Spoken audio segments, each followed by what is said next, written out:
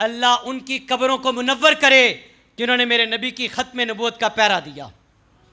अशाह इमाम अहमद नूरानी रहमतुल्लाहि ताला अलैह, मौलाना अब्दुस्तार नियाजी रहमतुल्लाहि ताला अलैह, पीर सैयद जमात अली शाह साहब रहमतुल्लाह अलैह, पीर सैयद मेर अली गोलड़वी रहमतुल्लाह अलैह, अल्लाह करे इन्हां दा फैज़ साढ़े सीनियां तक आ जाए।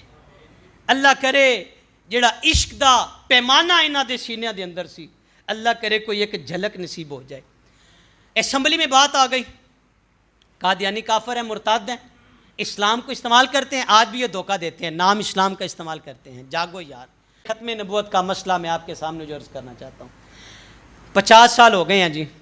7 सितंबर 1974 को कादियानियों को इस असम्बली के फ्लोर से गैर मुस्लिम अक़लियत काफिर मुर्तद डिक्लेयर किया गया।